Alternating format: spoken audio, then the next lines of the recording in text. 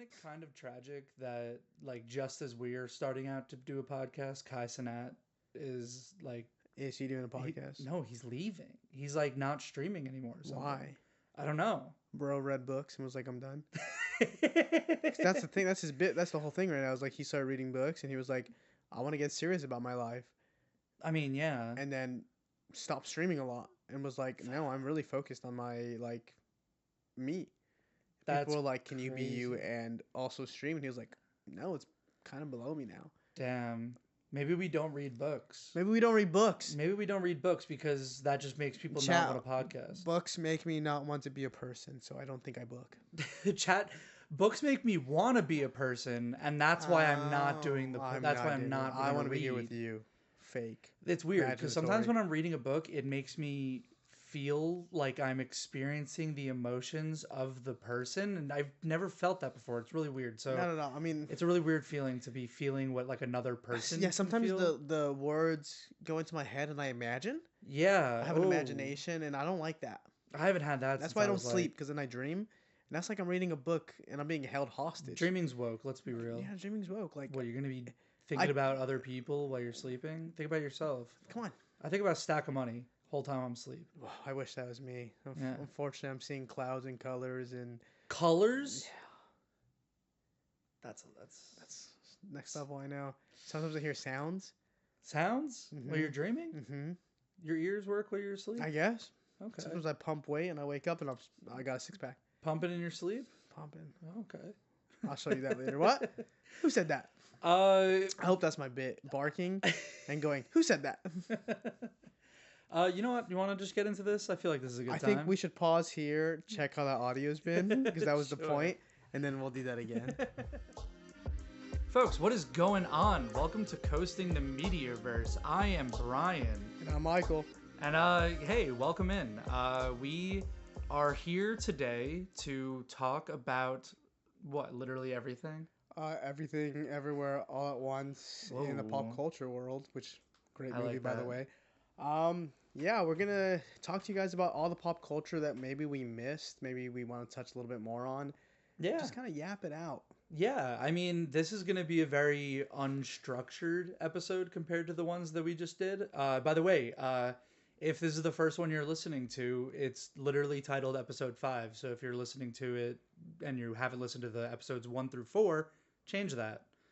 We talk about film, talk about TV, talk about games, talk about music and podcasts and whatnot.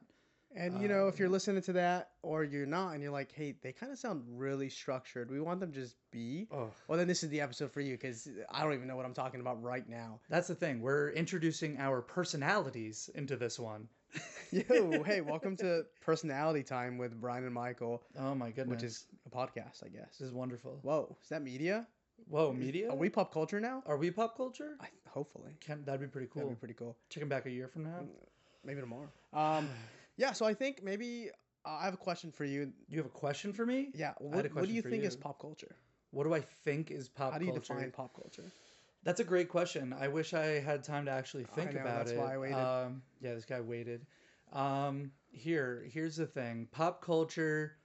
Let's break down what that word is or what that phrase is. Bro Pop, stalling. popular,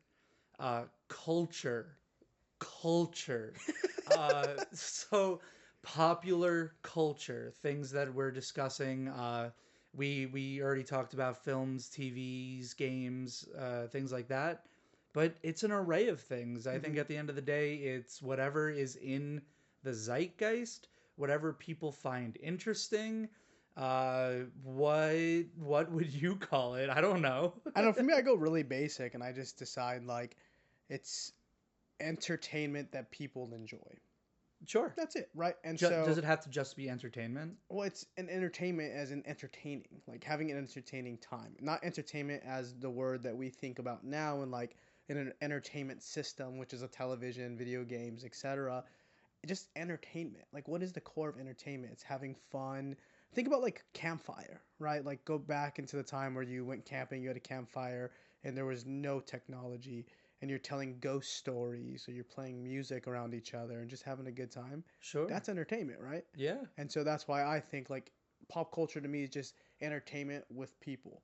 And sometimes we consume entertainment by ourselves, so it doesn't necessarily people need to mean like being around others, but it's you and that other person who's the artist or the creator of the thing. They're Yeah. putting a piece of them, no matter what, into that Yeah. establishment. So it's a established product. That's how I see it. Now, does any relevant person count as pop culture? Like when I say relevant, I mean like if multiple people who aren't in the same circles know what one person is or one idea, does that constitute as pop culture? I mean, if you think so, then yeah, JD Vance? pop culture. Yeah. He's in the meme culture. I He's in the mean, easy meme memes. culture. Yeah. So many other ones, but Dr. Oz. pop culture. Okay. So, and that's kind of we can start there, I guess. Like pop culture in the sense of like news and bits and like even celebrities, right? Like it's personally not my favorite pop culture. Not something I like to enjoy. Like when I watch film and television, I like to know that it's these are stories that are being told, and I know these are actors who are putting a lot of effort into like a movie per Yeah. se, or voice actors, etc., writers, and I really enjoy them as people who are creating art. And I like to know when they feel certain things when they were creating stuff. That's why I like Sure. to hear the stories or the deleted scenes, or just like someone saying, hey, this is how this project was for me. But that's where it stops for me. I Yeah. know a lot of other people love to know the goss between, celebrities dating, or what they said, or what they ate on a Tuesday. And that's not for Mm-hmm. me. And it's just it is considered pop culture. And I know there's like, I mean, look at the magazines you see, right? Magazines are Yeah. pop culture of all the like Oh, hot tabloids. goss, quite literally tabloids, TMZ. Not for me, but it Yeah, is. I agree. And for some people, like they absolutely love knowing about all their drama. Not necessarily drama, just the life story of all the famous people that they know. Hmm. That to them is pop culture. Sure. And then I'm gonna take us a kind of away from it, but also very similar. Then you get into something like fanfic, right? Where fanfic Mm. is the art of creating something about favorite characters that are a story that is fictional, but you're making it your own, which is an art in itself. And I think fanfic is really cool for people who are trying to tell stories past when something ends, or Yeah. maybe to fix a story that wasn't done in a way that they thought they liked. Yeah. Like fanfic doesn't always have to be the negative connotation of what a lot of people like to think of it as. It's just like ship Yeah. culture, and it's there. I get it, Of it's there. course. But I think fanfic, in a way, allows you as the person that consumed the art to make it your own if you feel like it could have been different. And there's a lot of things I watch where I'm like, I could wrote that better, right? But Yeah. it's like, okay, so then write a little Then do story for it. yourself, then do it, and that's okay, right? Yeah. You don't have to share with anyone. You can share with whoever you want. I think it's cool. Did have you ever heard of alternate universe fanfics? I think I know the concept, but go ahead and explain it. They're so insane, but in the best way possible. Like when I say insane, I mean like people are they're just pulling from all the different things that they find interesting. One example I have is like people talk about people on fan fiction like cultures or communities love the Marauders from Harry Potter. Yeah. They just love those characters, like even though they're like really not that big Mm-hmm. in the movies, they're Yeah. bigger in the books. But they take those characters and put them in the Hunger Games. So Oh, now you okay. have Harry Potter characters in the Hunger Games. And some of these fan fictions are huge. Yeah. Like the word count is equivalent to some books that are Yeah. thick. Sometimes even more than the writer did, Yeah. right? And that's why I really like fanfic, and I think I'm trying to get rid of the negative connotation for myself, but anyone that's hearing this, Yeah. is because it just gives you. And again, there's probably better words for it. Like it's just at that point creating your own Yeah. content, or like an inspired universe kind of thing, right? There's probably a lot of other names for it, but I just think, yeah, like there's so many opportunities to continue stories, or even to fix certain things. Like when Jujutsu Kaisen ended, not to spoil the ending, Mm. so many fans disliked it, where someone got really big on making his own. They're just like, I'm just gonna write And them. then we were really hyped for it, and then they did really bad too. And it was really horrible. But sorry if you listen to this, but it wasn't great. But that's the thing, right? Like, I mean, Twilight, the whole story of Yeah. that being based on like fan fiction, and Oh yeah. then What came first? Was it I?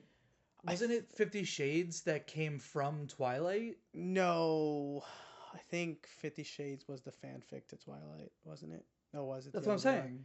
Well, I think Twilight was a fanfic to like My Chemical Romance. I'm so sorry, guys. I totally forgot. No, well, Or is it the other way that's what I around? think it is. So I think it's like 9/11 happened. Gerard Way and his band My Chemical Romance made the Black Parade. Right. Stephanie Meyer, Yeah. who wrote Twilight, was inspired by The Black My Parade Chemical Romance and Black Parade to make Twilight. to make Then Twilight. 50 Shades of Grey was yeah. Uh-huh. And now, fast forward 2026, what has come from that? Where is that domino No, fell? and I do think there's a fanfic from 50 Shades of Grey that was an actual content. Now, Fanfic of 50 Shades of Grey? it layers. See, Layers on layers that's on the layers. that's the fan fiction that we were talking about, that we were like, Yeah, what is it? that's the stigma. There you go. Yep. And But hey, full circle. full circle. Listen, I got a question for you. Okay. I'm so scared. We can cut this if we don't feel like this is No, whatever. cut it. Go ahead. Fuck, marry, kill. Fuck. Movies, Cut movies, it. Cut it. movies, TV, games.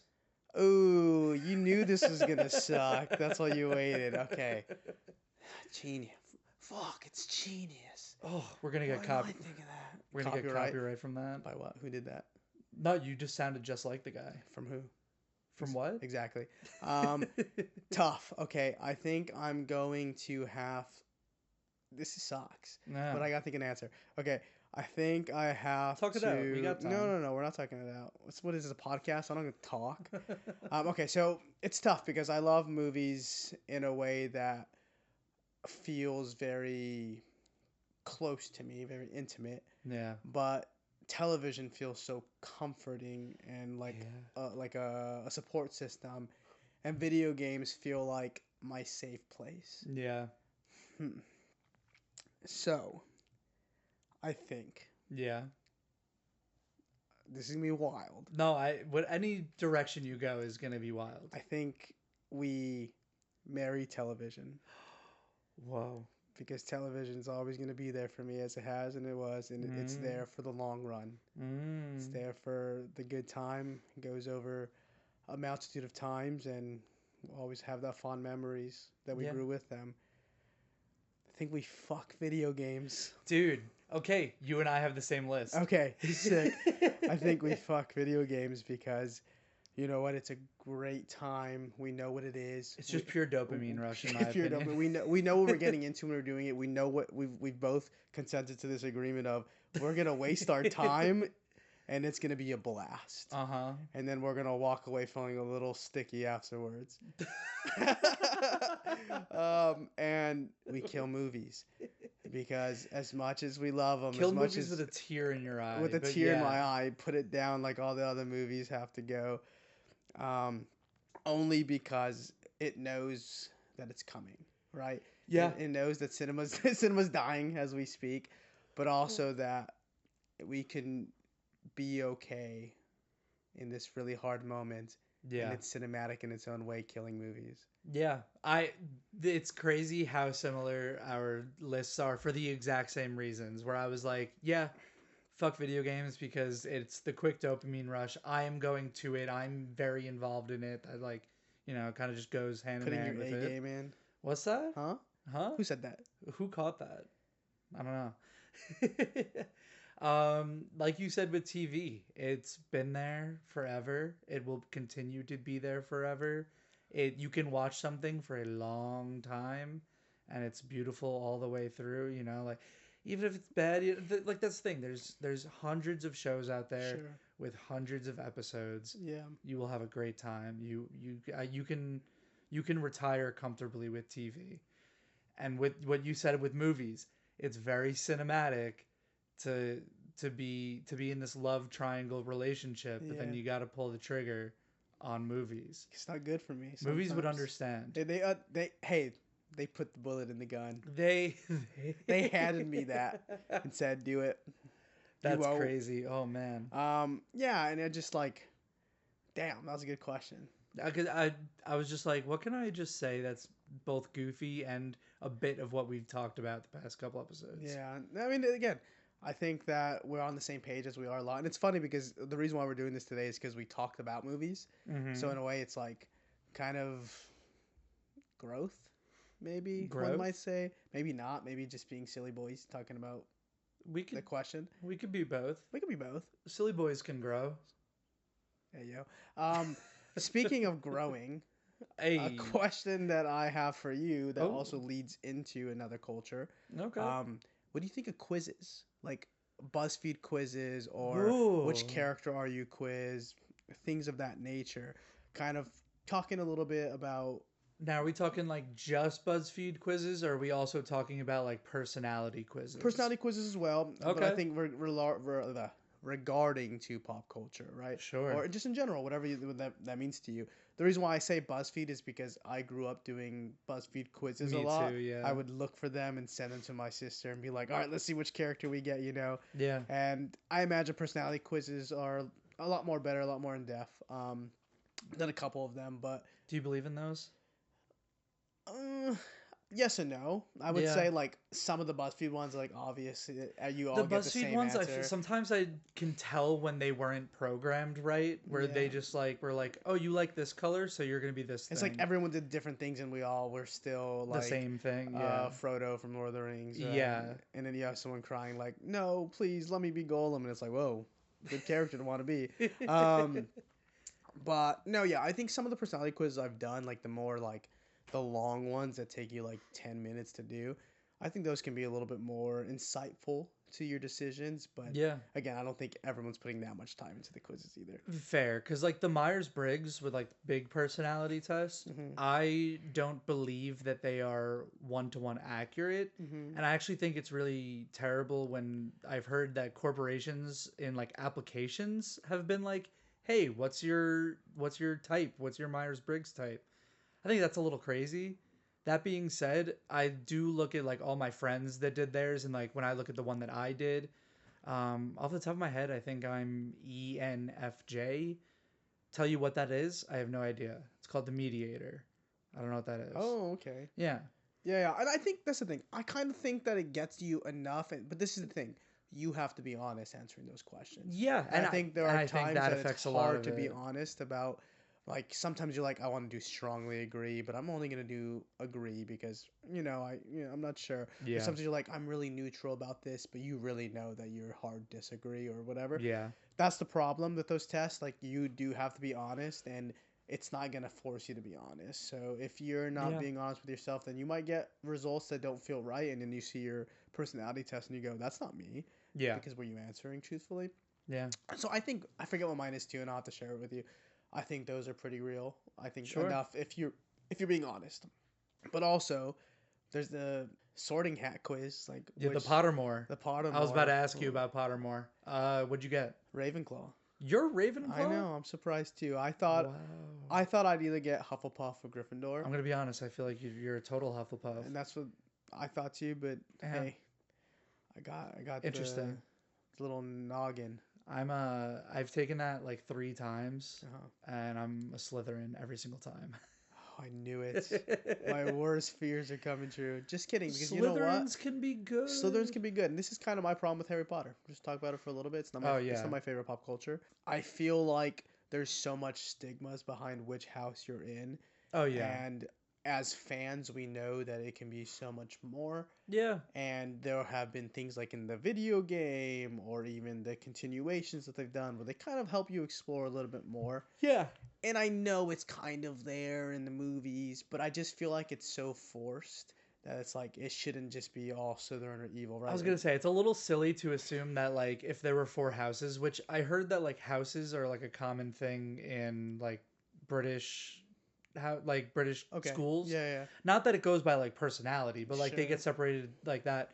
But it's funny and a little silly to assume that if they are based on personality, that there's a huge house of evil kids that they just cater to and like let them be evil. Yeah. Like it's And, it's and weird. yeah, and I think that's sometimes my problem with a lot of like media that does sorting or forcefully putting you into a place that's not so black and white. Like there's so much gray to a lot of these decisions where it's like yes, you may have Slytherin personalities, but that does not mean you are the person. Because imagine Yeah. getting the hat sorted and you think you're a good person, right? You care, you love so much.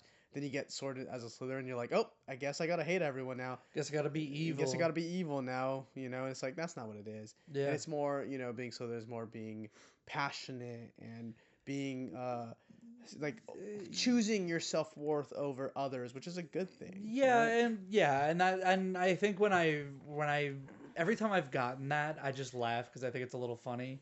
I think Pottermore also does a thing where it like does split, and I get like Slytherin most of the time, and then I think one or two times I've also gotten like Slytherin, Gryffindor, and it's like I guess I am certainly not a Ravenclaw. Um, I just there's a seeking of knowledge that I think that is really big with a Ravenclaw, and while that is like a part of my personality, I don't think it's the defining factor in that sense. Yeah, but I also think a big thing with Ravenclaw is like I just had a noggin joke, obviously, but it's not even necessarily about seeking knowledge or seeking intellect, but it's about being curious. For me, Sure, how I see Ravenclaw is being curious, questioning things, sure. and that doesn't have to just be with the books. Like, and that's why again, I wish they had things where it's like you see more Ravenclaws who aren't just so book heavy, but it's more just like the way that they are like detectives. I feel like can be very analytical and they're very like in their minds, in their mind palaces, as they say. Yeah, That doesn't mean that they are stopping when they're doing an investigation. Like, let me read my nifty detective book, right? yeah, And sometimes there are detectives who are just intellectual, like Sherlock Holmes. But I think it just kind of varies through that, yeah, which is why I don't think it's the 100% the best sorting mechanism. But it's fun. yeah. It's It's definitely entertaining. a little fun.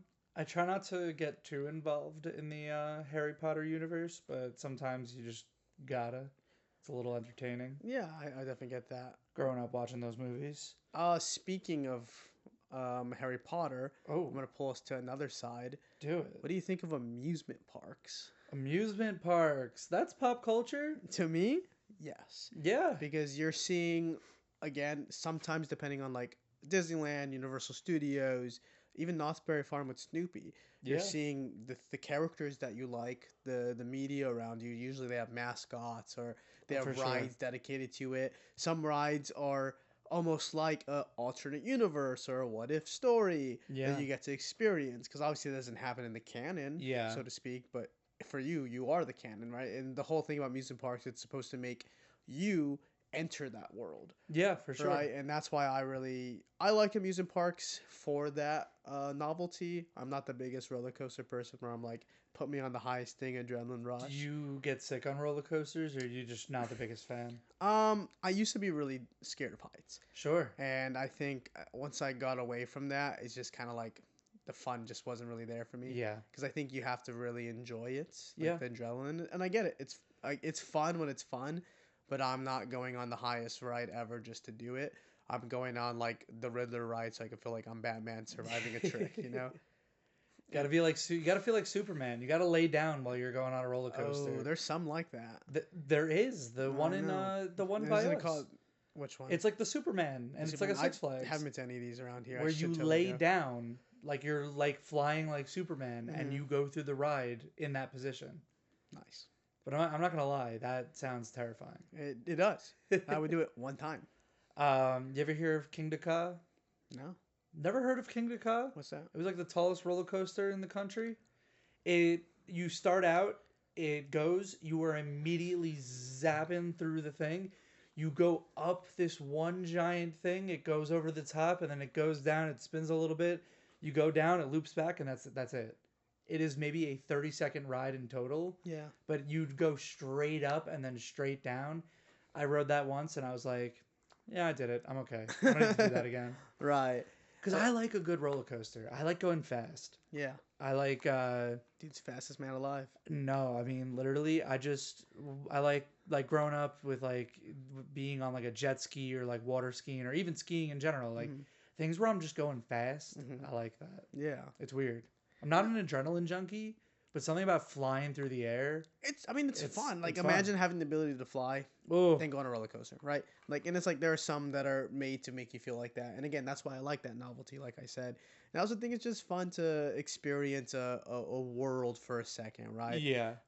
Like a hard pivot to an idea, or like fan fest at amusement parks has just become a thing where it's like a whole idea wrapped around certain stuff, like Oogie Boogie Fest at Oh, yeah. Disneyland is where they're having all the Halloween characters and a little Yeah. bit focused on that. And you get to meet around, you get a trick or treat, which is a lot of fun. Halloween Horror Nights. Halloween Horror Nights was I was leading to because I love Halloween Horror Nights. I could never. And you will. I What did think. we decide on? Okay, so I was gonna get there, but we'll just start there. Halloween Horror Nights, as you all know or don't, it's a. I mean, a lot of every amusement parks have this, but specifically Universal Halloween Horror Nights is where they dedicate turning the amusement park into full of mazes. And so, depending on what's doing really popular within the year, or mazes that they have recurring, or their own OC characters, Yeah. they have different mazes dedicated to that. And Universal's really popular with that sense because we get a lot of our fun licensing in Hollywood. You always have the Scooby Doo gang there, even though they're always at Universal. Now it's fun to see them at night. You have Sure, the yeah. Universal Monsters. They did the Last of Us maze, Stranger Thing mazes. So Michael Five Nights at Myers, Freddy's Five won Nights this at past Freddy's. year. Oh, Even at one port, Jordan Peele had a whole like the studio tour, which is the tour that usually typically takes you around Universal. yeah. It drops you off, and you walked into a whole bunch of different of his movies. Oh, And dang. it was cool to see all of that, right? And that's That is really cool. fun. It's exciting. And I'm trying to convince Brian to go with me, but obviously he doesn't want to. So No. I think we said we said something I think about like 100 followers. 100 followers. I get him to go with me, and we record Yeah. Brian being scared the whole time, which is awesome. Strap a GoPro on me and Just put him through the push me mazes, through a and maze. then I walk away. Yeah. oh, I'm gonna be so scared. Every single time I've gone through a horror, like a haunted house, I am clinging to the back of my friend's back, and like I'm like holding on. I go through the entire thing, hearing all the sounds and stuff. I don't even look up once. I hate it. I hate it so much. When I was in 8th grade, I went with a group of friends, and I was trying to. I was interested in one of the girls. Yeah. And I remember I was feeling brave right up until we walked in. And then that entire time, like I said, I was just looking down and I was just walking through. And yeah, listen, that doesn't work out. And you know what? And that's part of the fun too for some people. And Yeah. they love the idea of being scared, but they don't want to see it. And they like being in a group. They like knowing they're protected. Yeah. And I love when I go to Universal. I like switching. So we're all standing with different people at the same time. So we all get to kind of feel how different people are. Who wants to go in the front? Who wants to go in the back? Kind of Oh thing. my god, I And can never. I Oh, can't I go love in the being in the front. front. You I guys are love gonna being you in the guys are gonna front. send me in the front with the GoPro or like by myself, and I'm just Good gonna luck. actually die of a heart Yeah. attack. So I love that. And like going back to just amusement parks in general, like Yeah. a lot of work goes into some of the rides. I mean, depending on the licensing, like Yeah. I know I'm obviously not gonna name the names because I'm bad at names. You all know this by now. But Secret Life of Pets, Sure. they actually had the writer help them create the ride. That's and fun. he put a lot of work into it. So it's like just to kind of keep it on the same track of the IP, Yeah. which they care about. Yeah. And I don't we- know if you've ever been to Disney World or Disneyland. Have you? Disneyland, not Disney. Okay. Disneyland, I went on the Guardians of the Galaxy ride where it used to be the Tower of Terror where you go up and down. I want to talk But about now it's the Guardians of the Galaxy. And what I really like about Disney is that their lines are like they include the story. So you can look at plaques from inside the collector's vault, and it's stuff from around the Marvel universe that's like, oh, here's the little Easter egg to this thing. And like, yeah. so Disney does that really well where like they even have in their Florida amusement park, they have Expedition Everest where the whole thing is about the Yeti and the Abominable Snowman or Sure. Bigfoot in the Himalayas. And the whole time you're on the ride, it's clippings of like things that people saw, or there's a footprint encased in like, or with like cement. And like it makes it, and it shows like maybe like the lore, the history of like peoples who lived in that area for hundreds of years talking about it. It's a way to get you into the ride and like into the story of the ride, which is really cool.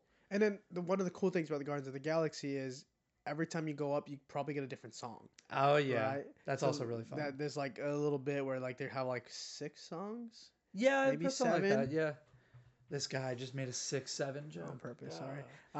And that's really cool.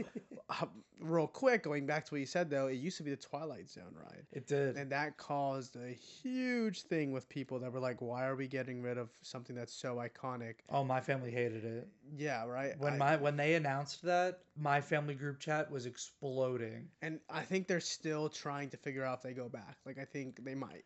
It's like that Really? close to like how much people care Because about it's been it. like that for years. like that And for the Florida years. one is still Tower of Terror. Right. So like they have that One. thing. But just some people can't go to that one.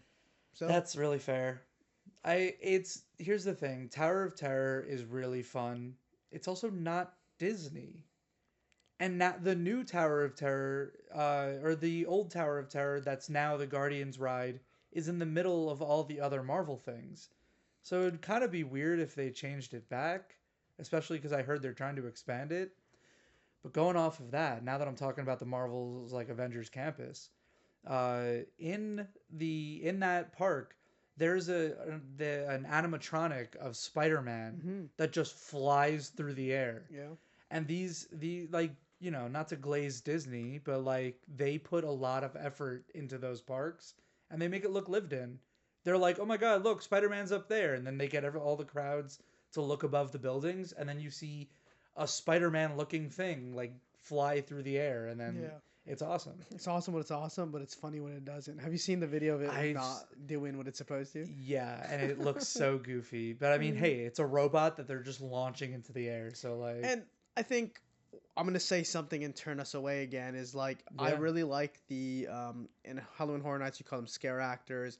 In amusement parks, they're just like cast members who are really playing Sure. the character, playing the role that they're given, right? Yeah. And that's something that a lot of people love going to Disneyland specifically or other places for, because when you're little, like it's their dream to meet like Peter Pan, right? Peter Yeah. Pan was a big one that everyone was so excited to go to Disneyland for because he really put in the effort to be that character. Yeah. And then now that you have all the Marvel stuff, and obviously like you get to meet Spider-Man, you get to meet Thor, you Yeah. get to meet all the other heroes that you're excited to see, and even sometimes the villains, right? Yeah. And so it's like that kind of forget that I'm in the world and I get a distraction from my life, kind of what we talked about in the movie episode. You get when you go to the amusement parks, it's all around you. You get the food, Yeah. the drinks, etc. But also taking that and going into cosplay.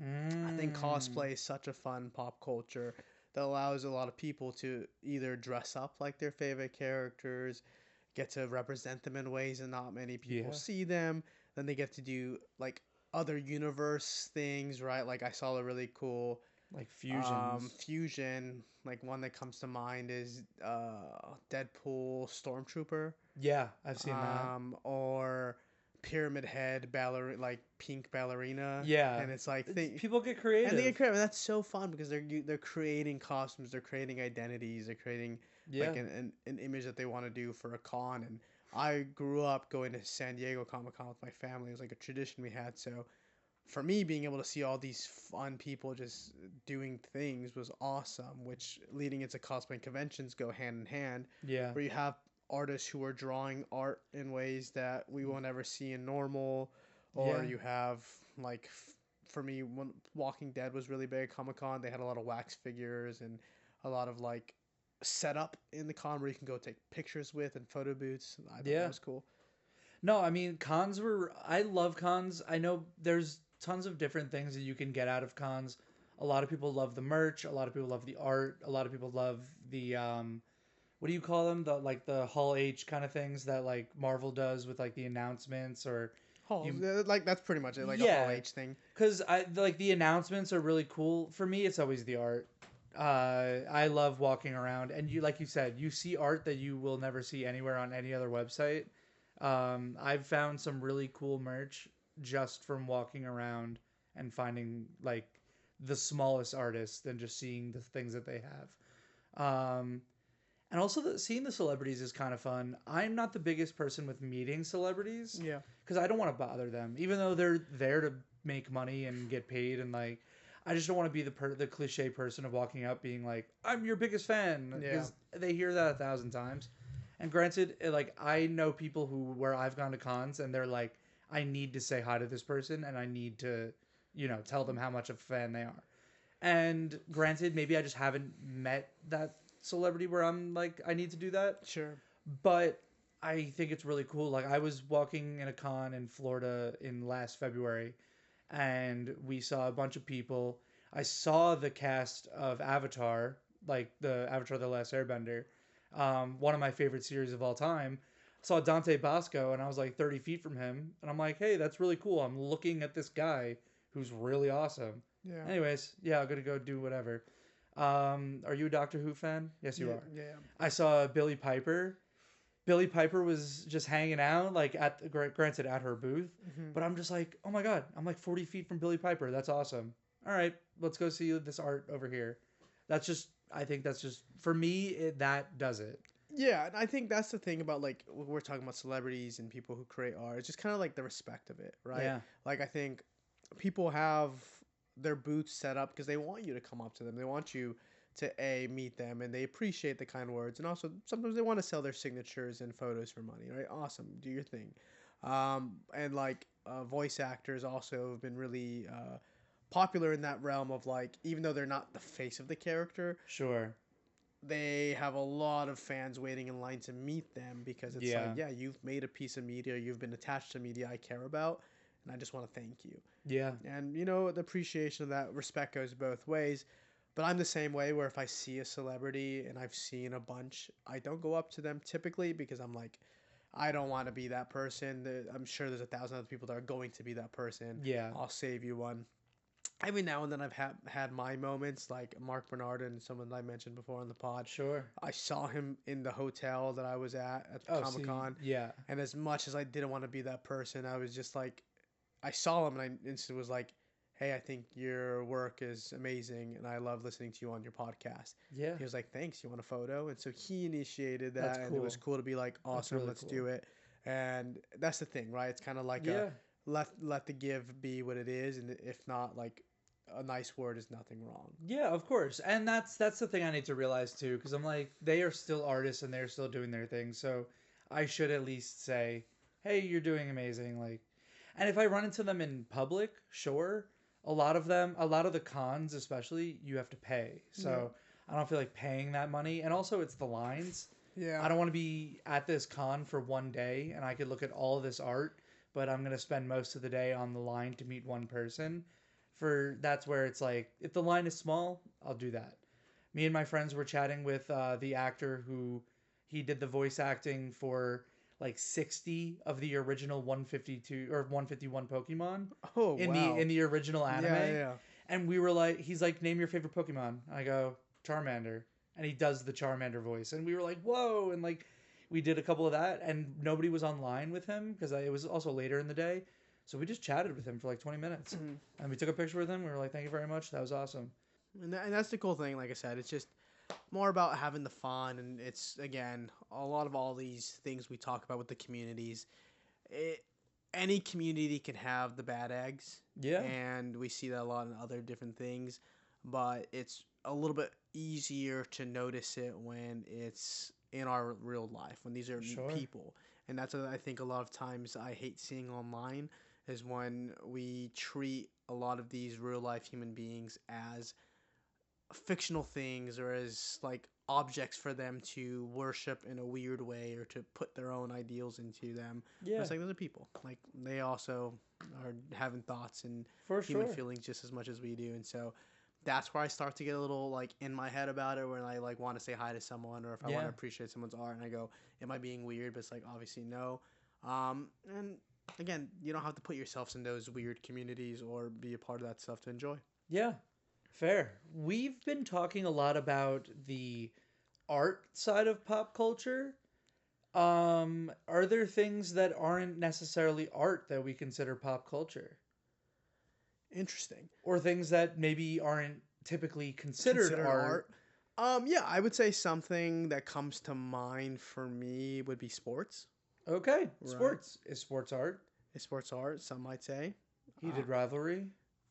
That is art. That's art. But that's art about the sports. But what I'm Mm. meaning is more like sports and like football, Yeah. basketball, soccer. Which again, there is art that comes from that. Yeah. Um, but what do you But think like, about is sports? the like you're saying like the game itself? Like, if you go Yeah, to watch the current whatever football game is happening this week, is that art?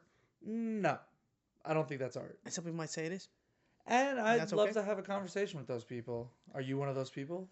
No, so I'm newer into sports. Right, I've never been a sports person Yeah. necessarily. I mean, I'm always gonna be a Dodgers fan. I Go was gonna say, give me Dodgers. your teams real Yeah. quick. Oh, teams, quick. Okay. That I'm learning. Obviously, Dodgers. Football, I go the Rams. Sure. LA baby. L.A. And hockey, we're gonna go Anaheim Ducks. All right. And soccer, Mexico. Love it. Obviously, what else is there? Sports. Give me more. What am I missing? Basketball, Lakers. Mm, tennis. Me, catch me Yeah. next year. Ping pong. Marty Table tennis. Supreme. Yeah, Marty Supreme. Exactly. Give me your teams now, so you can get that too. I am unfortunately a Mets fan, baseball. I am unfortunately a Jets fan, football. I am when it comes to basketball, my family wasn't really a basketball fan. I became a basketball fan a little bit through college, and I became a Rockets fan simply from that was the game. So me and my roommate used to play NBA 2K whatever at the time, and we were just playing sports, and I just found that the Rockets were fun to play with. So I started rooting for them in real life. And then sometime in like 2018, they traded everybody I loved. Hmm. So and then I kind of fell off. But now being in New York, if the Knicks are doing well, cool. If the Nets are doing well, cool. Sure. I am also technically an Islanders fan for hockey. However, my girlfriend is a huge, huge hockey fan and is a Tampa Lightning fan. So I'm Hmm. technically a Tampa Lightning fan, Yeah, it's a good and then answer. also Islanders fan. Okay. Yeah, But that's the thing about like sports, right? Like, okay, so we're talking about it like when I don't think of it as art necessarily, I think about the vibe, right? Where it's like yeah, I just experienced this last week where I'm sitting around at a bar, we have nachos, wings, beer, watching yeah, the game, getting into it, right? Everyone's cheering when their team wins, everyone's sighing and screaming when their team's not doing it, but everyone's so engaged, right? And that's where yeah, I go back to talking about pop culture as entertainment. We're all entertained. for We're having a sure. great time. We're all conversating about it. We're having our little conversations in between, and then the room's silent when some big plays happening. Yeah. And that's exciting. That's fun, and that's when I like sports. I like sports when I'm with a group of people Yeah. enjoying it for fun. People like to compare like Cap picking up Thor's hammer at Endgame, like being in the theaters. That was like a sporting event where everyone was cheering and screaming. Yeah, But people don't realize, or those people don't like aren't making when they're making that comparison, they don't realize that sports fans have those same exact feelings like weeks at a time, like months yeah, at a time. Like if your favorite team is doing so well or something crazy happens, that rush of energy and that excitement happens every single time you see them.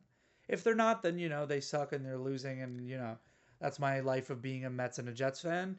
But the one day they have a great game, boom, you're back at that feeling. And yeah, I mean, if you're a Marvel fan, you haven't had that experience since Endgame, or you haven't had an experience like that. And you're like, wow, you just that's a great feeling. That's a great feeling of everyone erupting in applause and excitement, and you're like, holy cow, they can't believe we just did that. Sports fans go through that literally every year. sure. And like the ideas behind sports too. Like I said, I'm not the biggest in knowing it and having the Yeah, knowledge me about it, neither. but like there are plays that people have set in their head where it's like Yeah, they're like, okay, I know if they went this way or that way, this would do better for them. And everyone as fans are talking about it, where the coach has these plays in his head. yeah, He's talking to his team. He's trying to pass information.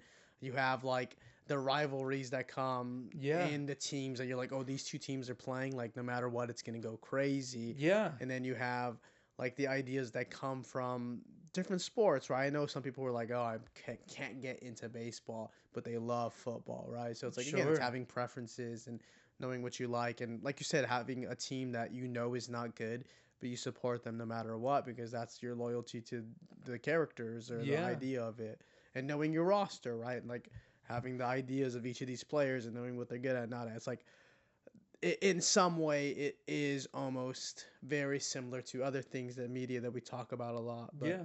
we just kind of have that middle line that pushes each other away sometimes. Yeah, in the same way that I can name a lot of actors and directors and, filmmakers, musicians, I have friends that can name almost every single football player on every single team. Mm-hmm. And I'm like, how do you do that? And they're like, how do you name all the actors and Yeah, stuff?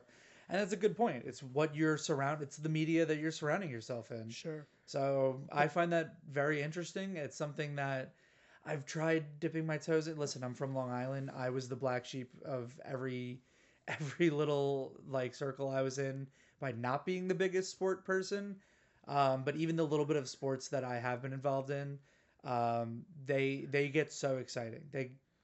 They are very popular and they consume a lot of our media for a reason. Yeah, and also like now to completely go away from what you're saying and talk about how it can be art.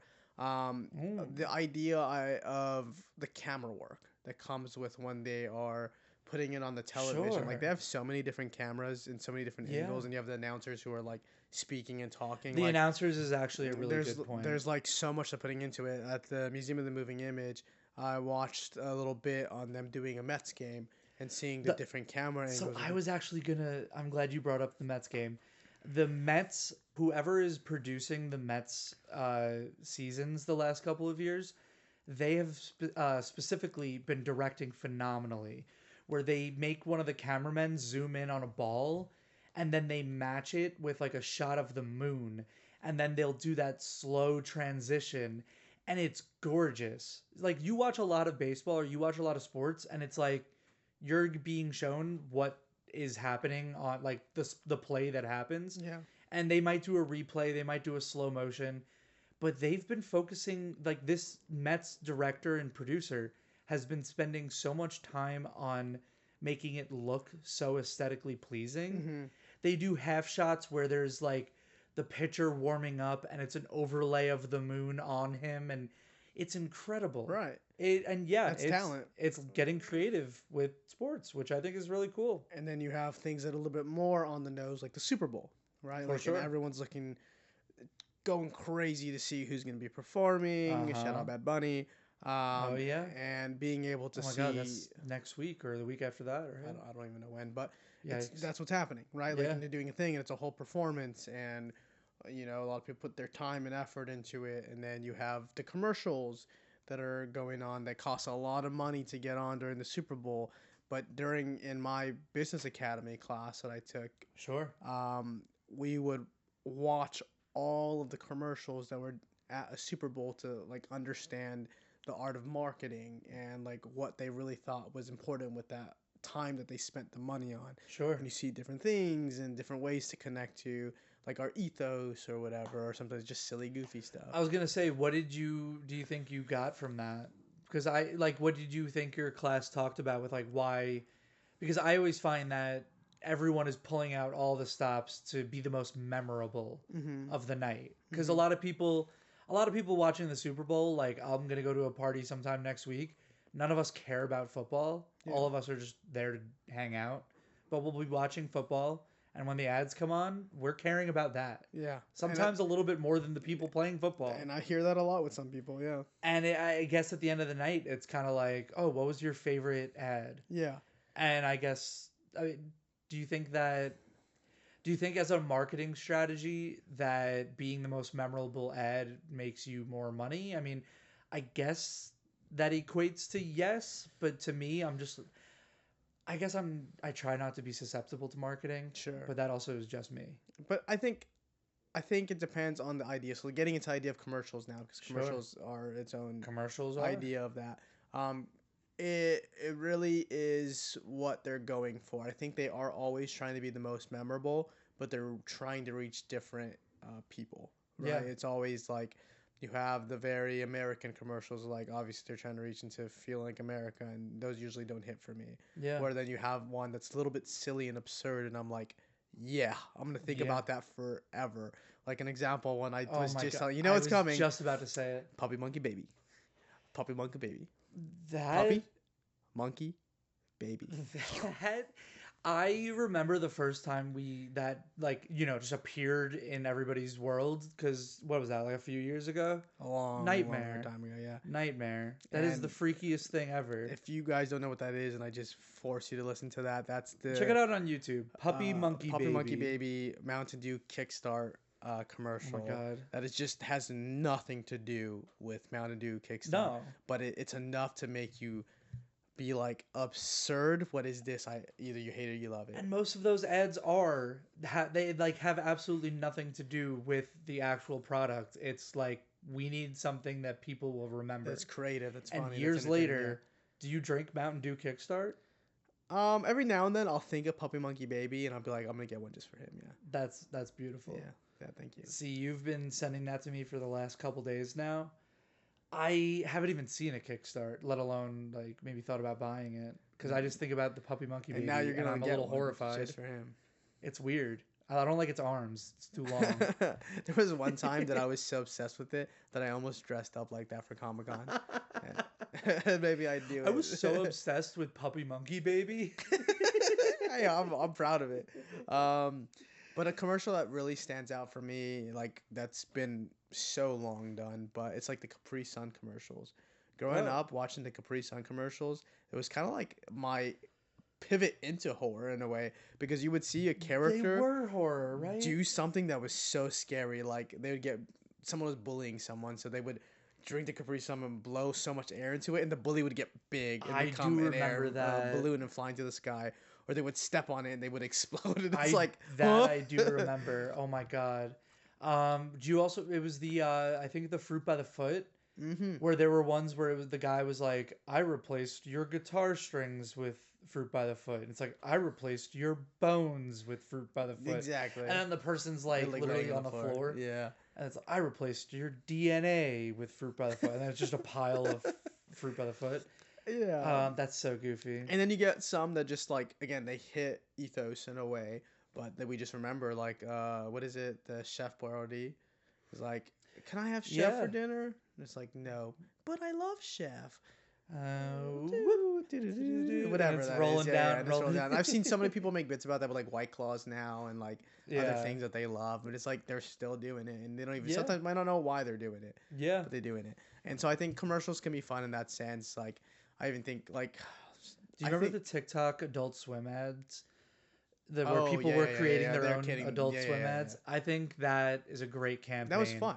It's really cool. Yeah, it's just because then you see people doing creative things and creating content in a way that they didn't think they can do just because they want to be part of the bit. Sometimes I was just watching a cool ass video and then it just turned into that, and I'm like, wait, how did you do that? Yeah, that's good marketing. All right, and they're not even doing it for the money. They're not getting anything from the company. They just want to do it, and it's awesome. Yeah, and that's, I think, like, to answer your question, I like commercials that are a little absurd in a way that's just creative. Me too. Just do the fun, do the thing. Yeah. Like, there was Skittles commercials are always whack. My god! Hold up, I just remembered the Starburst one. Do you remember the berries and cream guy? The berries and cream. Is that a Starburst? Berries and cream, berries and cream. I'm a little lad that likes berries and cream. Oh my god! Commercials have an actual weird place in my brain now. That's the thing. There are some commercials. I'm not good with like pulling things out of my brain like this, but there are some commercials where I know the bit. And then I go, what company even was that? And I just don't remember. But I'm just like, you know what? I know this bit, though. Yeah. I'm trying so hard to remember, but I can't. Anyways, we've been talking a lot about, like, other things. Do we have any more, like, in that zeitgeist? Or in that world? Like I said, my brain's yapping now. You wanted personality. I'm giving it. So. I think I'm ready to kind of switch into, like, things that we like. A little bit of our hobbies we might consider pop culture. So yeah, I mean, like, I don't know. What is something that you consider like a hobby, or maybe things that you do with friends that is pop culture, but we haven't talked about yet? I think something that I know we both agree on would be like board games and card playing games. Yeah. Yeah. Yeah. Oh, I'm missing board game tonight. Board game night tonight. I'm missing that. How do you feel?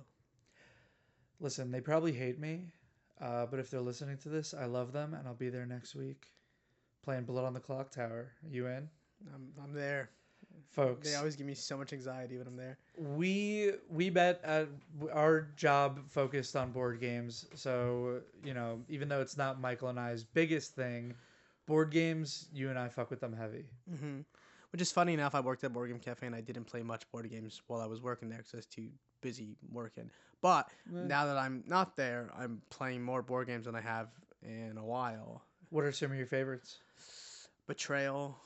Betrayal House. Betrayal in the Hill House is one of my favorites. It's just like the idea of being able to create a story while also the book kind of just deciding who the villain is and you don't know until you know. Yeah. It's so much fun. That's a very fun game to play. What about you? I'm gonna rattle off a few off the top of my head, see what I remember. I love a good social deduction game. If people have ever played like Mafia or Werewolf, those are the games where you're with a group of people and you're trying to suss out one person, or that one individual person is trying to stay a secret and try to accomplish a task and win ultimately. Some of those are my favorite is Chameleon. Chameleon's a lot of fun. The game I just mentioned, Blood on the Clock Tower. If you've played Werewolf, it's like Werewolf, except you play it for like 4 hours. And it's so intense because you're going in different rooms and you have someone who's pretty much like the keeper, or what is it called? There's a ton of different roles that you can get, and they all have different... They are the game master who is pretty much making sure that everyone knows their roles and is helping announce when things are happening, when people have to keep their eyes closed, and also can be pulled aside for questions and rules and stuff like that, almost like having an on-judge.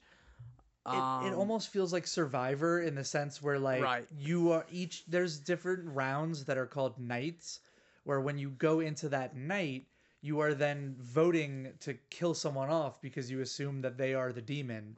And when I tell you that they get so heated depending on the people you're playing with, you sometimes have to be like, hey, by the way, we're still friends, right? Absolutely. And this is the thing. Like, I've never played Chameleon. I played Chameleon's very silly and 4 goofy. times now, and I've been on the winning side, whether villain or... I think I ran a game and you were one of the villains, right? And I won. I remember that. This is the thing. I am so stressed anytime I'm playing these games. My pit's sweating. Nervous. I'm like catching myself, and like sometimes I'll slip up and make an accident, and someone's like, "Why'd you say that?" Yeah. And you have to think on the spot why you said that. And the last game, I had to do that where I was in the room unknowingly with both the villains, with the demon and the minion, and I luckily enough told the minion some false information that then I used against them to then, once the finger got pointed on me, I let it out, and it was like, nice, okay, so we're on the same page. But like, those games are so much fun. It's a lying game where you're playing for 4-ish hours, and it's nuts, and I love it so much. If you haven't seen it, Smosh and Dropout all have their versions of playing Blood on the Clock Tower. They try it like a little bit quicker just because they're filming it, but I highly recommend it. Or get a group of friends and play it. It's a lot of fun. I also really like, Settlers of Catan. It's a very basic game. Everyone knows it, but it's a lot of fun. Really I've played it way too much. That's fair. Same. And then a step up from that is called Scythe. Scythe is awesome because it's like Catan, except instead of dice rolling, and it's chance of fate. You yourself, all of the things you get are based on how well you're playing the game. So if you've ever played Catan and you're really annoyed that your numbers aren't rolling, play Scythe because it's a little bit trickier, but it's a lot of fun in that sense. Yeah, and then even to take an even further step, there's a game called Twilight Imperium, and it's a game that takes a relatively around... The box says 7 to 8 hours. I have never played a game that lasted less than 11 hours. That game lasts all day. But when I tell you it is so intricate, it's space warfare and politics, and it's so fun. Get a group of friends and play it. I can't recommend it enough. I actually heard the other day, I've only played this game once, right? You know this. And I heard we have the same group that we like to play. Yeah. It's the Merchants. Yeah. Yeah, they are a lot of fun. It's I think because you know, Emirates of Hakan, they're space lions. Space lions. They're cool as hell. And that's how I like I was playing a game and I really didn't know much that I was doing, but I knew trading would get me points and Uh-huh. other things. And at that point, I got lucky enough. Because the thing with board games is sometimes people hold animosity to other times that they lost a board game, and Oh yeah. there's like someone they're looking at like you screwed me over last game. I'm remembering that. I Yeah. got lucky to where two people had chosen a group of like the civilizations that are focused on warfare, Sure. and so they were just having space battles while Yeah. other people were doing their own things, and I'm like trading and stuff and Yeah. working with that to get the points, and that's how I got the easy win, not knowing how to play. Yeah. Which again, if for someone who plays board games and is sometimes like, oh, I don't really understand, or these rules are kind of hard, Yeah. just play the game. Everyone's gonna be nice enough to kind of teach you what you're doing and not doing. Ask questions, Yeah. do what you do, and you can definitely get wins without knowing how to play games. It's just kind of fun. Yeah, I think learning a game as you go is really just the best way to do it. You can sit down and try to read a rule book. You're not going to I learn can't it. do It's it. visual learning for me. Usually, what happens for me is like 70% of the way through a game, I go, oh, I understand it now. I Yeah. want to play again. Yes. And that happened the first time I played Twilight Imperium. We started at 11 in the morning, and at 7 o'clock at night, I went, oh, I get it now. And then I was like, well, now I got to play it again sometime. I got to spend the entire day just, getting ready. But yeah, it's worth it because it's a great game. Um, Other games that come to mind that are very quick and easy, Wavelength, which I think we're going to throw onto the pod every now and then. Oh, I would love to do Wavelength on the pod. Wavelength on the pod would be really fun. It's very easy. Hues and Cues, kind of less fun to do on a audio pod, but it's Hues and Cues is very simple. What's up? Sheriff of Nottingham, you and I played recently. Not it's a slight bluffing game, right? It's a bluffing game and like a resource management game where you're Yeah. like trying to make sure when you're bluffing you're getting the things. It paired really well with the A&W restaurant. Oh my gosh. Folks, today's episode is sponsored by Mug Root Beer. Not sponsored. Not a sponsor. No, we just really like Mug Root Beer. A&W. And here's the thing, A&W, what have they done for us? Is A&W pop culture? Yes. Yeah? And I'd love to get into that in a different episode. All right, let's get into it. But something else, getting away from board games, getting more into the side of card games, something that Yeah. I have been doing since I was very young that I know you don't like that much, is Magic the Gathering. Magic the Gathering, me and that babes have love-hate relationship, right? Yeah. Like sometimes I'm so into it, I'm card slinging, I'm doing it with the friends, the family. It's almost like an addiction at this point, where it's like, and then sometimes I go, this is not good for me. All my friends that I need play to set Magic this are down. addicted. Yeah, and it's like, it's a lot of fun, and the concepts are really cool. And it's just kind of lame that cardboard is so expensive because sometimes cards could range for a lot Yeah. of dollars. Yeah. And I'm a person that likes to play anything mostly just for fun. I don't like pay to win. I just kind Yeah. of like enjoyment. So when I play Magic, I'm not playing with the most expensive cards. I'm playing with themes, ideas, and now they're adding beyond the universes, where they're adding culture that you might know, like Avatar, Spider-Man, TMNT, things Yeah. like that. Which Lord of the Rings, a lot of people have opinions on, but this isn't a Magic podcast. We're not going to get into Yeah. that. But I just think it's fun, and you also have things like Lorcana, which is a new Disney card game that a lot of people really enjoy. Yeah. You have the Pokemon trading card game, I give which you is a permission. collectible. I give you permission, side note, sorry, Yeah. that if I'm ever sick and I can't do the podcast and you have like a guest on, you guys can talk about Magic the entire time. See, I don't know if I want to, is the thing. Or Why maybe I do. not? Oh, Oh, we'll see. well, Oh. maybe. All right, back to what but you there's were also so many other things I want to talk about. But anyways, if you're wondering what I play in Magic, I started off with a mono black zombie deck, Mm-hmm. which I think I mentioned before. And then I moved on to playing slivers. And if you like Magic, you probably just went disgusting. Well, it's my favorite, so it is what it is. And then right now I'm potentially working. Oh, the Fallout Mothman deck. I just bought that. It's a lot of fun. Mm. Hate it. Sorry. Who put that aside for you? I don't know. Oh, Honestly, I don't remember. Maybe someone named A&W Lover 420. oh, so true. Here's the thing with Magic. I know myself, and I know that if I did get invested in it, all my money would go to Magic. That's fair.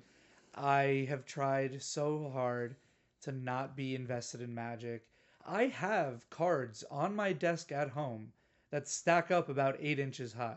Like, I have a ton of cards. Are they good? No. Are they any of the big cards? No. It's a lot of chaff. But I collect art cards. They don't really release a lot of art cards in the newer decks anymore.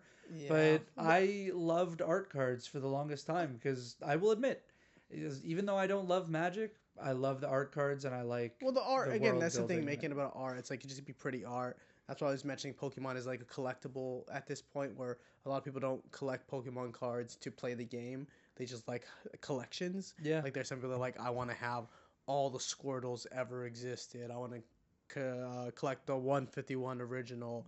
I want to Oh, have that's all cool. these trainer cards, and it's just so much fun. Like if you whatever you get your drum on for what you need with the cards. Like I have a lot of Magic cards that I use as bookmarks because the Sure. art's pretty, Yeah. right? And so I just think it's kind of fun in that sense. But to steer away from that again, something kind of similar but not really are tabletop role playing games like Uh huh. Dungeons and Dragons, Morkborg, Monster of the Week, Yeah. games that you get to roll dice or not and use your imagination and improv with your friends. Yeah. And I think that's something that I really enjoy and I know you enjoy too. Yeah. I haven't played a lot. It's just, time consuming and time constraints where, people try to organize stuff. And, I've been to a lot of one shots, played a couple D&D games here and there. Had a D&D game that got canceled after like 2 sessions because I won't get into that. I won't get into that, but it's the classic like big bad villain of D&D is time Is and and scheduling. the players. Yeah. Exactly. So that's but I do think it's really fun. I think the idea of role playing, and I think the idea of you basically you're using your imagination to join you just go into this world, Yeah. and it's more than video games. You get to be the character way more. 100%. Like you get to choose your character. You get to Yeah. create their backstory, what they are, what they represent, and they get to develop and build. I've seen so many being at a table and sometimes being a forever DM. I've seen so many beautiful creations of art come Yeah. from a person who is just using that feeling of this is kind of me but also not, especially from people who are playing D&D or other RPGs for the first time, Sure. because at first you see them play a character that maybe they kind of understand and they're like being a little nervous. The moment that they have like that intense or not or the joke or whatever, where that lock-in moment where they go, oh, this is my character. Yeah. Oh, you see them lock in so Yeah. heavy, and I enjoy seeing that as someone who has been given the opportunity to DM for people, but also as a player and seeing other people kind of make connections with you. It's like, yeah, I'm always gonna remember that moment. Fair. Yeah, and that's the thing. Like for me, I've always been one of the newer people, so that, like I don't really see it from other people. I kind of just assume that they're all like experts at it. Sure. But I have watched a couple of I watched Dimension 20. I've watched Critical Role, and they're all professionals and they've been playing for their entire lives. But even Smosh did one recently where none of them played before, or one of them was only played once or twice. But they all eventually had those moments Yeah. where sometime like with whether they were talking to an NPC or something in battle where they chose to do it, they just realized, oh, this is my character. Yeah. And then every episode after that, you're just like, wow, they understand this character now. And it's so much fun even seeing people play D&D, like we said, like Critical Role and Dimension Yeah. 20 and stuff like that. Even my friends, when I sit down and watch them play session and I'm just observing, it's just so cool to see people just be free for a second, just enjoy the Yeah. moment, enjoy the character. And it's not just Dungeons and Dragons. I think Dungeons and Dragons is one of the easiest to get into, and I know a lot of DMs have a different opinion on that. Yeah. But there is something about rolling a nat 20 that just feels so much fun. Yeah. But there are a lot of other ones out there that allow for other opportunities. Monster of the Week is one that I really want to play because it's like you're playing with classic tropes in like Yeah. horror supernatural world, and you're like kind of just figuring out how to hunt the monster of the week, quite literally, and there's some fun into that. But yeah, I think RPGs are and tabletop role playing games have been a big part for me, but something that I kind of did passively. It's like I Sure. wish I did it more, and sometimes even though I've done a lot of DMing and have done very few playing, I think I just forget in the moment that Yeah. like I haven't really done it that much. Like I'm glad for the opportunities I've had, but I wish I could do more of it. Yeah. But it takes a lot of time. It takes a lot of Yeah. commitment. You have to set those things down. But I would love to do it at some point. In the same way that I've incorporated board games more in my life in the last 2 to 3 years, I would like to incorporate more TTRPGs. Yeah. Even TTRPG lights. We played this game called Business Wizards once, where you are straight up just making up the rules as you go. Oh, that's fine. So you build up a little character like with their booklet, and you do the things, but it really just was, hey, you make up this character, have fun, Yeah. and we just made up the story as we went. We had goals and we checked them off as we went, and that's it. It really is just, hey, you're using your imagination as an adult, have fun with your friends. Yeah. And that's the best part of TTRPGs in general that I'm looking forward to doing as I, continue getting more involved. No, I'm the same way. But are there any other things that I've missed that maybe you kind of want to give some more time to? I'm trying to think of when I think about our pop culture and interests and stuff like that, there's things that we can get into that we've already talked about because, here's the thing. We've talked about everything from our previous episodes. Things that might count as that, like I'm really into stand-up comedy. I know you are as well. We don't have to talk about it a lot. Do you have any specific people that you're really interested in? Is it stand-up itself? Are you interested in doing stand-up? I think stand up has been something that I've watched passively, like in almost like someone has it on, I'll watch it with them. Sure. I've started to get a little bit more into stand up, and I'm trying to find some favorites. Like Hannibal Buress is one of my favorite. Hannibal Buress is one of. That's crazy that we have not talked about Hannibal. That's crazy. And it's just like I don't know. There's so many other ones that I'm forgetting by name. A lot for me, anyways, that I've been kind of seeing in my enjoyment levels are on Instagram Reels or like Sure. on TikTok. A lot of like comedians who are not saying that they're not popular now, but they're creating their own popularity through the Reels. Sure. And I think a lot of funny people are on that, and I just wish I would give more time to it. Yeah. Which eventually maybe there's a way for them to get stand-ups that I can actually see. And I know there's some of them that went from that to some stand-ups, but I'm just forgetting names. Yeah. I was in camp when I was in 7th grade, and me and a friend didn't feel like going outside, so we walked into the quiet room, and for some reason they were just watching a Netflix special because Netflix was very early back in the day. And one of the college assistants was like, "Yo, you guys got to watch this," and it was Gabriel Iglesias. Oh yeah, I know. I love Gabriel Iglesias with a passion, and since I was in 7th grade, I've been following his work. Yeah. He's absolutely wonderful. Just to rattle off a few other people off the top of the head, I do like Sebastian Maniscalco. Nate Bargatze is phenomenal. You know what? I'm gonna say Daniel Tosh when he wants to be funny and he doesn't have to be the ultimate.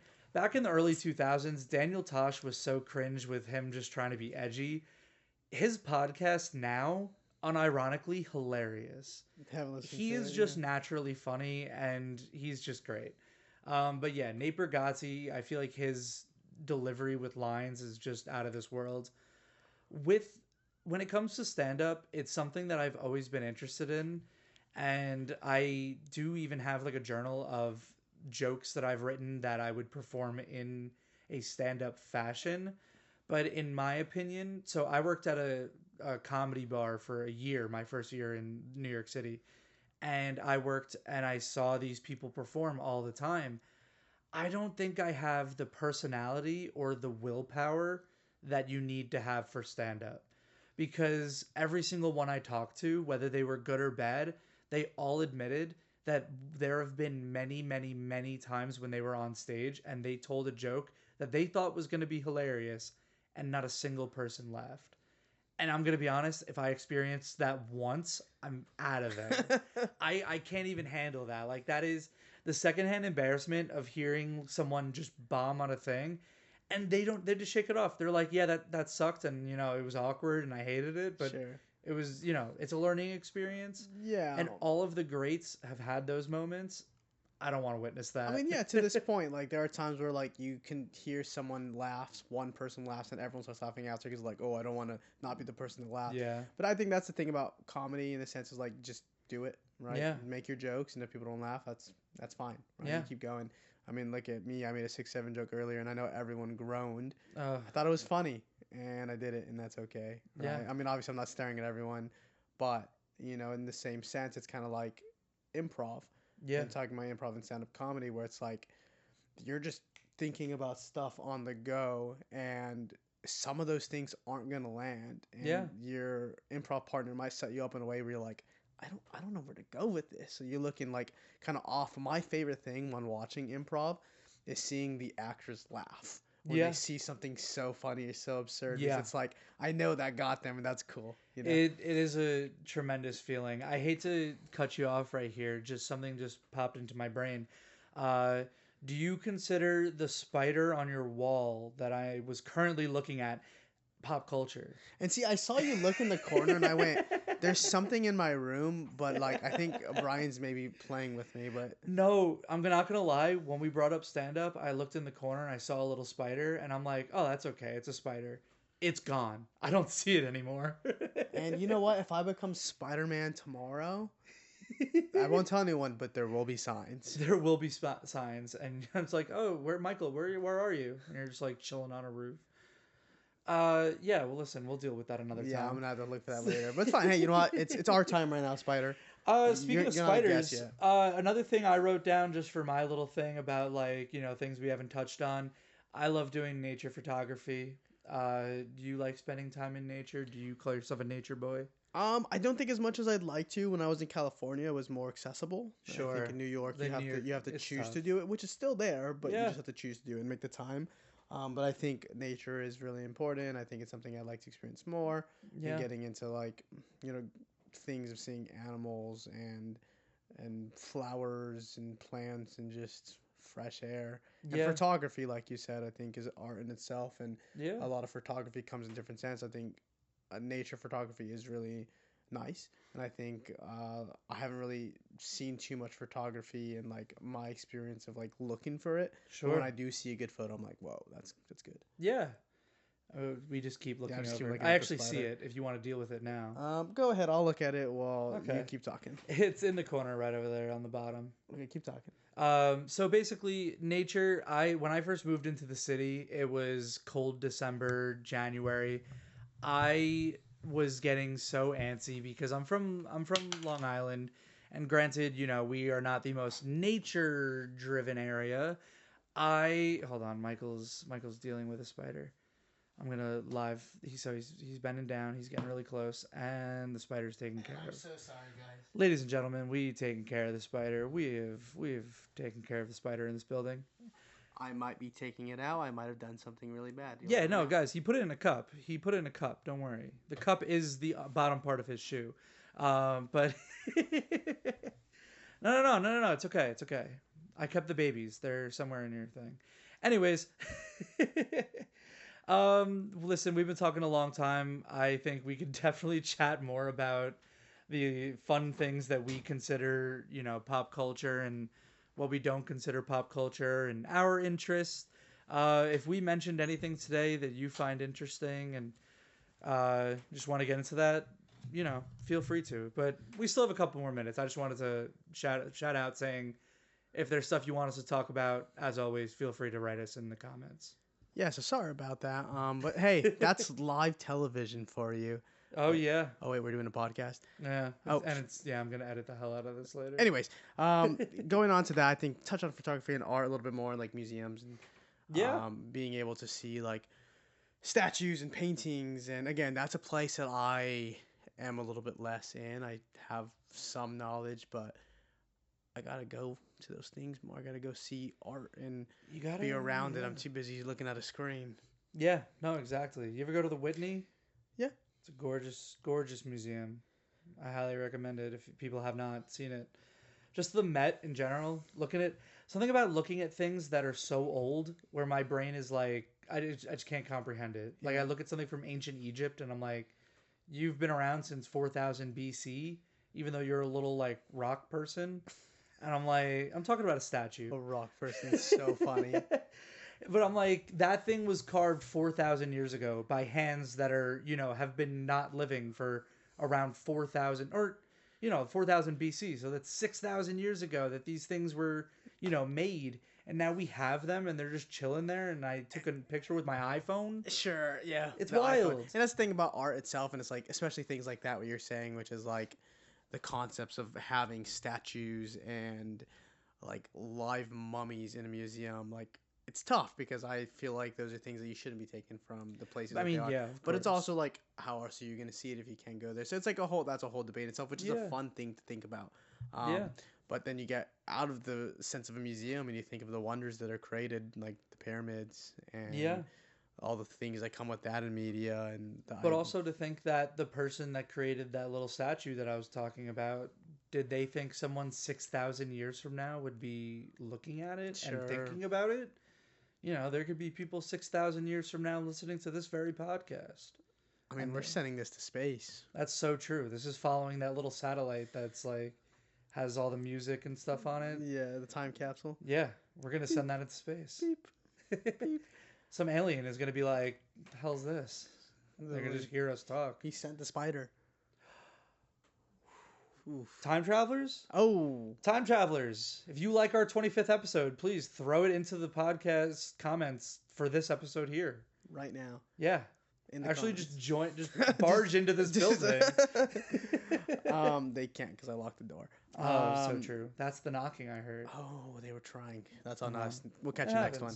happens. Something I want to touch into before we leave, I'd be upset if we didn't, is Sure. talking about the art of culinary and food Yeah. and cooking. And I Yeah. feel like, to me, that is a pop culture as well because, like, there's so many phases of it, right? Like, you Yeah. have television where you're getting The really cool Bear. shows, The Bear, but then But you have, like Kitchen Nightmares. I'm talking about, not even Kitchen Nightmares. My favorite one is Next Level Chef. Sure. Not Next Level Chef. Who am I kidding? Sorry, guys. It's not you. It's Culinary Class Wars. Oh. That was an accidental psych? ouchie. Psych. Sorry, Gordon Ramsay.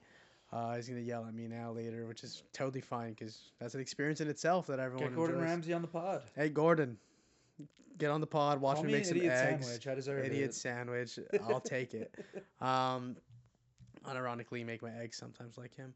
But that's the thing. Cooking is so much fun too, and even watching people cook is really Yeah. exciting, and seeing where the passions come in from that, Yeah. and experiencing yourself. And like, taste is a sensation like no other. You can Yeah. quote me on that. Or like visually, we're seeing things that's awesome. Yeah. But taste, it I'm tells a addicted to story in taste. itself. You know? Yeah. And now I know you cook more than the average person, right? No. What? Yes. I feel like every Maybe? other time I'm I here, don't you're know. cooking something. I mean, not like. I try. Yeah, I try. fair. I'm trying to be better. Sure. I guess I can't take that yet because I haven't earned my apron. I think Sure. I'm working on it. I am working on it, but That's fair. that's the thing. It's just kind of fun to like find some recipes and try them out. And Do just you start have any cooking them. recipes or anything that you've made or anything that you like to experiment with? Right now, I'm learning a lot of my mom's recipes, like Sure. albondigas, enchiladas, stuff like that. Pollo pipián. So a lot of her Nice. dishes have been some of my inspirations. I started cooking a lot of Korean food, which has been really Oh. exciting. Nice. And I'm only doing the basics. Like I haven't done any of Sure. the more intense stuff. But I also am really interested in cooking a lot of Indian food because there's a Nice. lot of uses of spices For that sure. kind of correlate to a lot of like other cultures that I'm related to, right? And so like yeah. in a lot of Mexican dishes, a lot of spice juices, and I think a lot of Indian food has a lot more. And Yeah. I'm really excited to experiment with that because you kind of got to like it's like spices are fun because you do have to make sure they're the right amounts, Yeah. but there's some leeway with them. And that's the thing. I've tried looking up how to make. I think it was just butter chicken, which isn't even like the biggest, most complex dish. Yeah. But it's so there's so much like recipes or so many ingredients and steps to go by that even Yeah. me, who I cook almost not every night, I'd say I cook like 4 to 5, maybe even 6 on a good week, days out Yeah. of the night or days out of the week. I just they are so intricate, those sauces, but you know you get what you get because they're delicious and you taste all the individual spices and everything. But one of the things that I've been trying to make for the longest time, my family, growing up along Long Island, you know, penne alla vodka, just trying to get that recipe down by like literally everything made, you know, from scratch. Mm-hmm. Not just getting a jar of sauce from the thing, adding cream and vodka, like making things with crushed tomatoes Yeah. and stuff like that. And it's really fun. I like dabbling in recipes, and I think it's really fun. I consider culinary an art, and there's definitely some science to it where it's similar to painting, where if you wanted, it's art, but if you want to know how to do a certain technique, you have to know how to do it right. Sure. You have to use the right tools. You have to use the right amount of pressure, and that goes in the same with cooking. If you don't want your sauce to separate, you need to make sure you're cooking things at the correct temperatures. Yeah. And that's something that I had to learn the hard way. Yeah, I mean, I'm still learning that. And, Yeah. and that's the thing about the science of it. Like you said, some people do have it in a very science analytical way, and other people just have the gift. Yeah. And, like one of my favorite episodes of television from Bob's Burgers, Yeah. when Bob is teaching Zeke. Zeke, yeah. It's- That is Yeah, that is one of my favorite episodes. Right, and it's so good because it's like the way that they're talking about food is so real, right? And like Zeke is a character who's kind of like, not I wouldn't say he's a bully. I know he can be a jokester. He's not and a he can bully. be like, He's just so he's that loud, obnoxious kid. he's loud, obnoxious, but he probably has the most heart out of everyone. He does. And so like he obviously doesn't feel like he can do anything special really, and that comes out with his loudness. And then there's a time that Bob is teaching the kids how to cook, and Zeke just does it right by like off his mind, and Bob's like, "You have the gift." He's like, "Yeah, this tastes good." Seasons it perfectly. Like, hell yeah. And then Bob's freaking out, so then he goes around teaching it, teaching Zeke class, more, and teaching the class, and the kids start getting jealous, and it's a whole thing about like, was it Louise that she's upset because No, it's Tina. Tina's upset But about it. But that's the thing, like, awesome, and that's a show that also does food really good and incorporates in ways that you don't realize, or you do. But that's why I think, again, it does fall for me, where it is an art. I agree. I also think it's a part of it. Like, we talk about it. We're all talking about dishes that we bring to different events, or the ones that you're making yourself, and it's just fun. Yeah. That it's so funny that you brought up that specific episode, because Zeke, I'm not even gonna say the line, but he has this. Zeke is such a funny character. Everything he says. Do the roar. One of the things, okay, so he's talking to Jimmy Jr. and they're all leaving the class and they're like, "Mr. Belcher, you're amazing," and Zeke's like, "Chill out, Jimmy Jr." And he's like, "Sorry, Zeke." He's like, "We're cool and all, just shut up sometimes." And for me, that's just the funniest thing. Like, he's like, "Yeah, we're cool and I'll just shut up sometimes." And that like southern accent he has. Oh my god, I love Bob's Burger. Bob's Burger. So much. I can get into a whole episode of Bob's Burger. For sure. Maybe a Bob's Burgers episode. We'll get into it. That'd be fun. I would be down. I have actually a concept for a Bob's Burger episode. Remind me to tell you after this. Oh, okay. It's really good. Yeah. I think so. Hell yeah. Usually not that proud of my work, but this one's kind of fun. I'm excited. Okay. I've been wanting you to cook for me forever, and I'm not just talking food. It's funny because I offer to cook for him every time he's here, and he says no. That's crazy. This dude throws a hot dog on the pan. I do be making hot dogs though. Glizzy Central. But anything else that we're missing? I think we've talked about a lot. Listen, we never intended for most of these podcasts to go to an hour and a half. So first of all, thank you for listening for this long for all of these. We just love yapping about the things we like. Yeah. And this is just a taste of what's to come with this journey.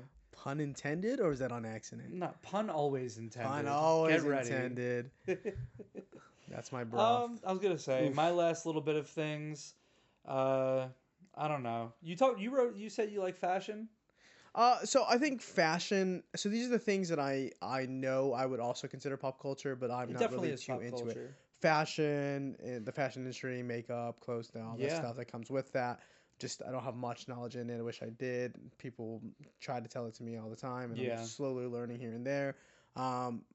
Something that's probably big enough for us to talk about later that we forgot to is like Broadway and musicals. Yeah, definitely meant to bring that up in the previous episode too, where we talked about music and stuff. But Broadway, living on Long Island, I think once a year for many, many years, we would just go into the city and see at least one show. Mm-hmm. My sister is very big on Broadway, and my cousins are too. And then eventually I even became very interested in Broadway. Sure. And now, most of our friends are obsessed with Broadway. And we are too, just, it's their thing way more. But I find myself throwing on a Broadway soundtrack every now and then.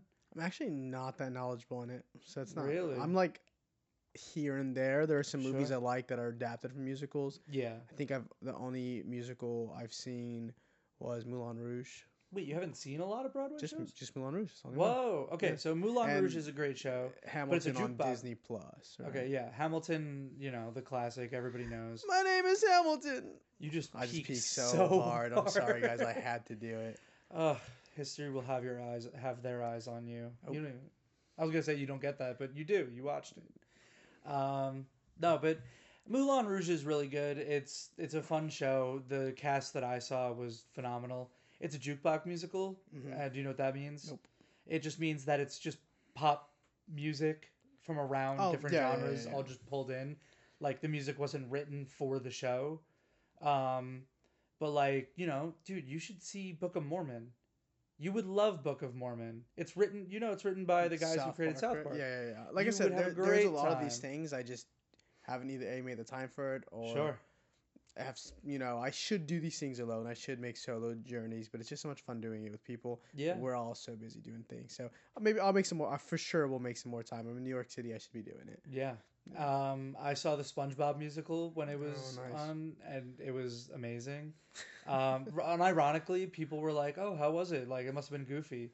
It was really good. My sister sees musicals literally all the time, Sure. and she had a good time watching it. Nice. And everybody had a great time. They decorated the whole theater beautifully.